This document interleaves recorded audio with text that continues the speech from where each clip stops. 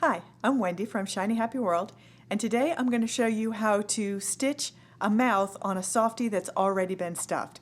That makes it a great way also to repair a softie that you already have that's gotten a little bit worn. Normally, when I design stuffed animal patterns, I design it so that you can embroider the face before you put it all together. That makes it easier, you can put it in a hoop, and you don't have to worry so much about making mistakes because it's much easier to just cut a new face than to start all over again with a stuffed animal. But sometimes, if you don't have a flat piece for the face, you'd rather do the embroidery afterwards. And that's what I'm going to do here. This is Pip the cat, and this is Squeak, his mouse friend. And because I wanted this mouse to have a pointy nose, she has a seam right down the middle of her face. It's down the front here and also down under here. I could have embroidered her mouth on before sewing it together, but then I would have had to have been super careful to get that mouth stitching to match exactly at that seam. It would have been really noticeable if it had been off a little bit. So it's going to be easier for me to embroider that after she's already stuffed. So I've drawn her mouth on.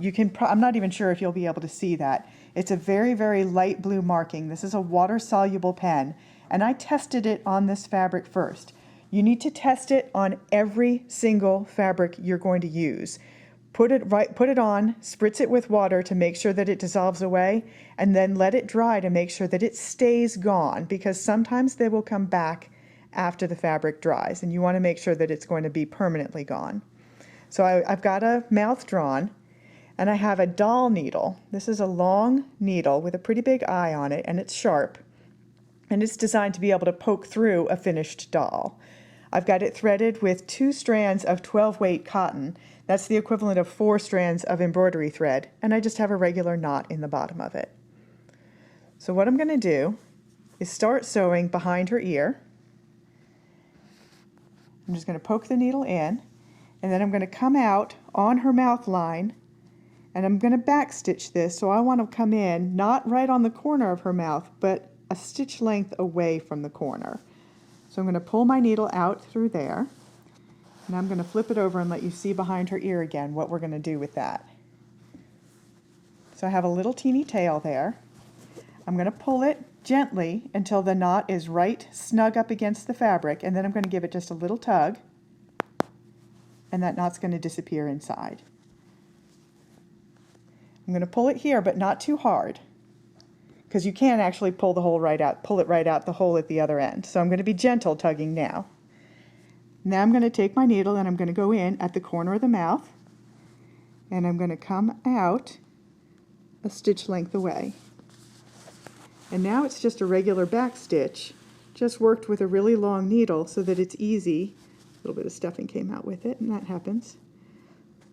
So that it's easy to get it in and out without being able to work it from the other side. So I'm going to go right into that hole there, and I'm going to come out, again, a stitch length away.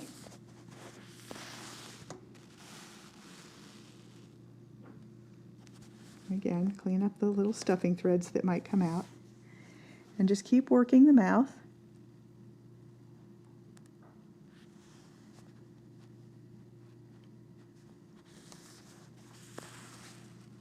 You don't have to take tiny stitches for this. It's okay for them to be big. This isn't a tiny dainty embroidery project. This is a mouth on a pretty big mouse here.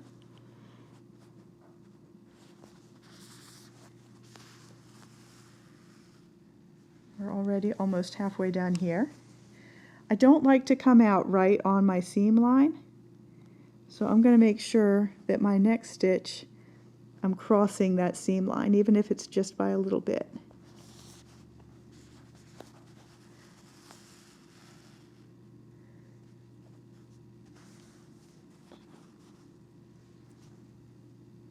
You can see now that this stitch is going to cross that seam line there.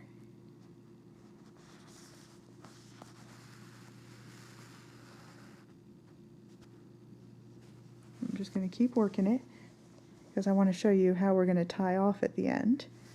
But you can see that you could easily replace the stitching. Sometimes the mouth stitching or the nose stitching on an old teddy bear gets worn and frayed, and the threads will actually wear out completely over time, and you'll just have straggly threads hanging down instead of a cute little smile. And this is an easy way to repair that smile. And a doll needle is not expensive, and it's not difficult to find. You can find a nice long needle like this really at any big box craft store. And some specialty fabric stores will carry it, but it's more likely to be carried at a store that has a pretty large notions wall. So I'm coming up to the end here. Okay, I've got one more stitch that I'm going to need to take in there. So I'm going to take it in. I'm going to go straight in. And now I'm going to come back out behind that ear again. And you can see, you can't see the mark that it left before when I popped that needle, the thread through.